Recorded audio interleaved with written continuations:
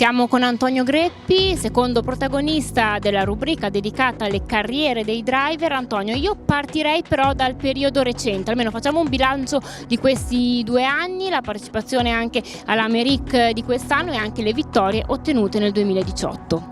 Ma direi che è quasi tutto legato a Urlo dei Venti, sia la partecipazione all'Amérique è stata un'esperienza indimenticabile, anche se speravo in un risultato migliore, però insomma non era facile, i cavalli erano tutti campioni, quelli che affrontavamo, quindi non era facile.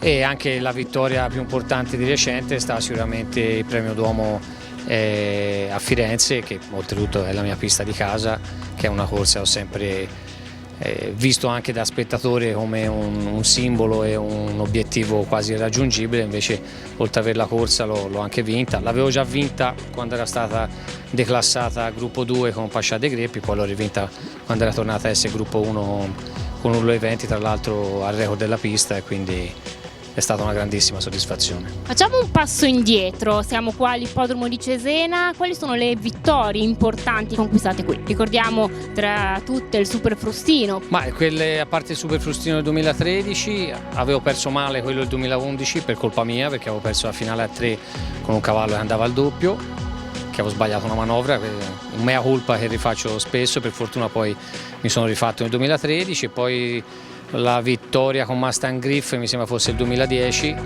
che veniva un periodo, ho fatto una tonnellata di secondi posti nei Gran Premi, non vincevo mai, e quel giorno lì invece un arrivo tra l'altro molto combattuto, ho vinto, è stato un bellissimo ricordo. Adesso Antonio, andiamo indietro nel tempo, quando hai iniziato a correre e come è nata questa passione? Ma io vengo da una famiglia che non c'entra niente con l'ippica, quindi è stato un caso. Una volta mi hanno portato all'ippodromo e ho giocato un cavallo che è arrivato e mi è piaciuto, e allora ho deciso di tornare, mi sono appassionato.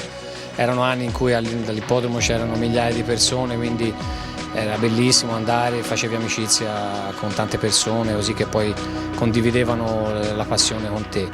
Da lì poi un giorno con un amico abbiamo comprato un cavallo che non ha mai corso, però ci siamo appassionati, sono entrato un po' nelle scuderie seguendo il cavallo. Da lì poi ho cominciato a lavorare, non sapevo fare niente, ho cominciato da zero, mi sono fatto tutta la gavetta, ho cominciato con Fulvio Bellucci, e poi ho fatto 2 anni, poi 4 anni con Maglio Capanna e poi 4 anni con Rio Bellei.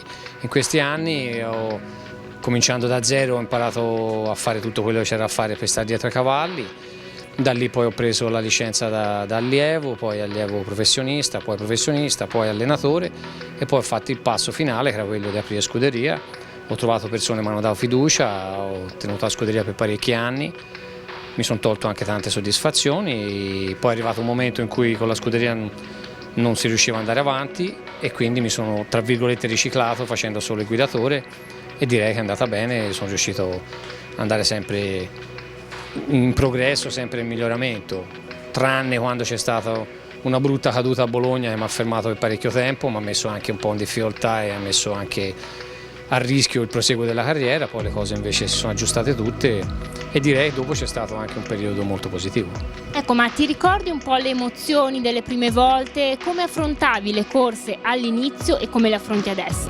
Le prime volte non sapevo assolutamente dove andavo, sia per l'emozione che poi insomma io ero proprio un appassionato che ancora non capiva schemi di corsa e tante altre cose. Le prime corse sono state, le riguardavo dopo per capire cosa era successo, perché io durante la corsa non mi accorgevo assolutamente di niente. E poi piano piano ho avuto la fortuna di fare tanta esperienza, non mi sono mai arreso anche nei momenti in cui le cose andavano male. Ho imparato piano piano, poi ho ricevuto la fiducia di chi mi ha mandato in pista, e questo pian pianino mi ha fatto crescere. Parliamo adesso dei cavalli, soprattutto il cavallo del cuore. Beh, il cavallo del cuore mi viene da ridere, perché è un cavallo che quasi nessuno si può ricordare, si chiamava Orlav, non di questa generazione Leo, ma di quella precedente, quindi tanti anni fa. Era un cavallo che già facevo come artiere quando lavoravo da Enrico Bellei, e poi invece quando ho aperto scuderia da anziano, ma mi è arrivato in allenamento. Era un cavallo, a parte era bellissimo, un cavallo molto grande, bravissimo, però quello che aveva è che aveva tutti i problemi del mondo, di respirazione, di gambe, di tutto, però quando andava in pista dava sempre tutto quello che aveva, era veramente incommiabile, quello è rimasto il mio cavallo del cuore.